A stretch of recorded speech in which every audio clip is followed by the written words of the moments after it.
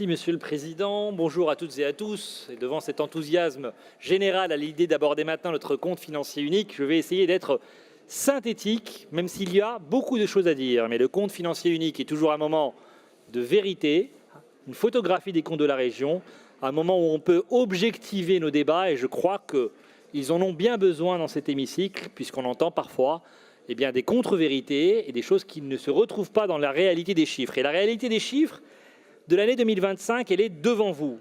Et que dit-elle, cette réalité-là? Elle dit d'abord, comme nous n'avons cessé de le dire avec la présidente de la région, que les recettes de la région sont en tension et que l'État fait peser sur la région sa propre mauvaise gestion et en tout cas des ponctions qui, il faut le dire aussi, doivent nous alerter et doivent unanimement nous faire réagir. Et en 2025, c'est dans ce compte financier unique, nos recettes ont baissé de 2,7%. C'est la réalité objective aujourd'hui de la tension sur le budget de la région. Et je parle d'une tension subie par les décisions de l'État, puisque les 2/3 de cette baisse de recettes sont directement corrélés aux décisions de l'État. Je pense au DILICO, je pense au gel de la dynamique de TVA qu'on nous avait promise.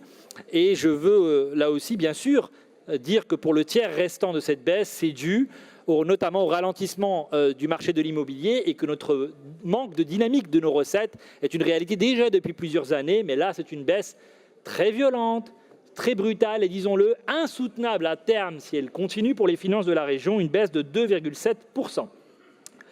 Face à cela, je veux me féliciter ici de la volonté de la présidente de la région, du travail aussi de tout l'exécutif et de cette majorité régionale par rapport à l'effort de gestion qui nous a permis dans ce compte financier unique, c'est une réalité objective, de contenir les effets de cette baisse de recettes.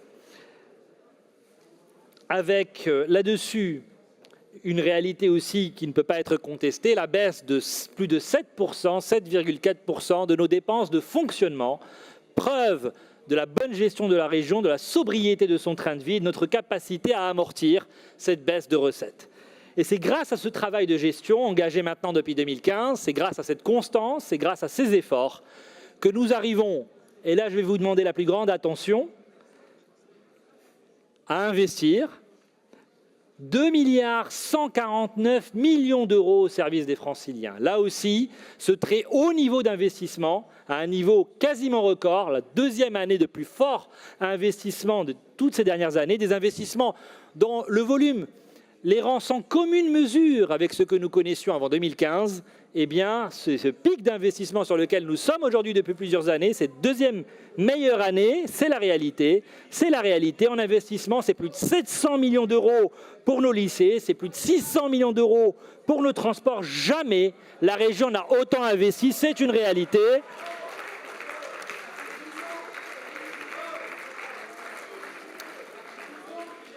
Alors, Monsieur Trigan, ça fait 10 ans que nous sommes là et ça fait 10 ans que la région a recommencé à investir au service des Franciliens. Voilà.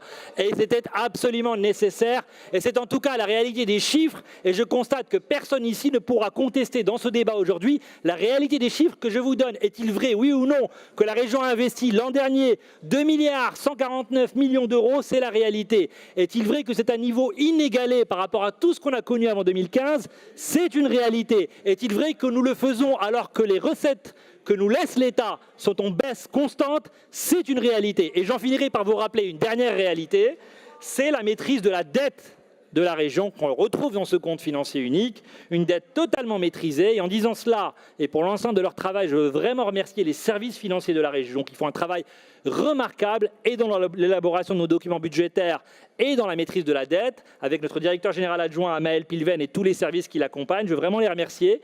Nous arrivons là aussi, preuve de la bonne santé financière de la région, à avoir une dette, des emprunts qui sont 4 fois davantage souscrits que notre besoin, preuve de la qualité de la signature de la région.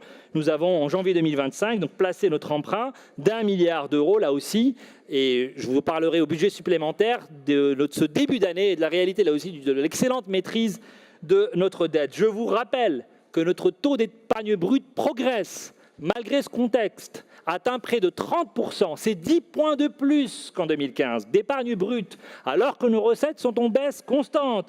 Je vous rappelle que la capacité de désendettement de la région, là aussi c'est la réalité des chiffres, s'améliore. S'améliore non seulement par rapport à ce qu'elle était en 2015, mais s'améliore encore entre 2024 et 2025, puisqu'elle est maintenant en dessous de 6 années, à 5,8 ans. C'est la réalité, encore une fois, de ce compte financier unique. Et j'en finirai par un dernier élément, les taux d'exécution. Ici, nous ne faisons pas de budget fictif, nous ne faisons pas de gel budgétaire, nous votons un budget fidèle que nous exécutons parfaitement avec plus de 97% d'exécution, et même une surexécution s'agissant des dépenses d'investissement. C'est la réalité aujourd'hui de la gestion de Valérie Pécresse, de cette majorité régionale, de cet exécutif. Et je suis heureux que ce compte financier unique vienne confirmer la réalité de ce que nous ne cessons de dire ici, à cette estrade, au service des Franciliens. Et je suis heureux de pouvoir dire aujourd'hui, grâce à ce compte financier unique, que c'est grâce à l'excellente gestion de la région que nous parvenons à investir toujours plus au service des Franciliens. Je vous remercie.